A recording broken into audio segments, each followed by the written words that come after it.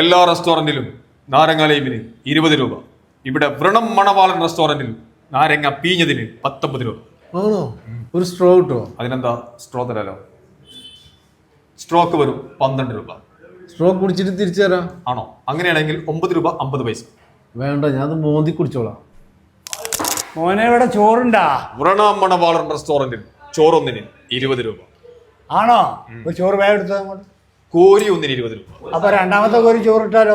വീണ്ടും 20 രൂപ. മൂന്നാമത്തെ കോരിക്ക് വീണ്ടും 20 രൂപ. അപ്പൊ സാമ്പാർ കഴിക്കോ? സാമ്പാർ അരിക്ക് 10 രൂപയുള്ളൂ. ആവോ. സാമ്പാർ കറിയിൽ കമിഴ്ന്ന് കിടക്കുന്ന കുമ്പളങ്ങ കഷ്ണം 2 20 രൂപ. നീന്തി കളിക്കുന്ന വെണ്ടക്ക കഷ്ണം 35 രൂപ. വെണ്ടക്കയെ കെട്ടിപ്പിടിച്ച് സാമ്പാർ കറിയിൽ മുങ്ങിമരിക്കാതെ കിടക്കുന്നു കറിവേപ്പില 2 ഇല്ലി 15 രൂപ.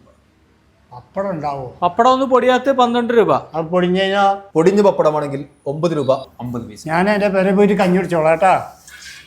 ചേട്ടാ, അവിടുത്തെ ബിരിയാണി പറ്റ മോശം കേട്ടോ. അത് താൻ ആദ്യമായിട്ട് ബിരിയാണി കഴിക്കുന്നുണ്ടോ? ഞാൻ ആദ്യമായിട്ടൊന്നുമില്ല ബിരിയാണി കഴിക്കുന്നത്. എന്നാ തനിക്ക് ബിരിയാണിയെ കുറിച്ച് ഒരു ചുക്കും അറിയില്ല. എനിക്ക് ബിരിയാണിയെ കുറിച്ച് നന്നായി അറിയാം. ഞാൻ കുറെ ബിരിയാണി കഴിച്ചിട്ടുണ്ട്. ഇപ്പൊ കഴിച്ച ബിരിയാണി ലേശം പഴക്കം ചെന്നതാ. അതിനെന്താ തനിക്കും മുടക്കില്ലേ? ഡോ, തനിക്കറിയോടോ ഈ സിറ്റിയിലെ ഏറ്റവും ചിലവേറിയ ബിരിയാണി ഈ വ്രണം മണവാളിന്റെ ബിരിയാണി. അതുകൊണ്ടാണ് ഇങ്ങോട്ടേക്ക് ആളുകൾ ഈച്ചാർക്കണ പോലെ കേട്ടോ. നിങ്ങൾ നോക്കി ഈച്ചാർക്കണ പോലെ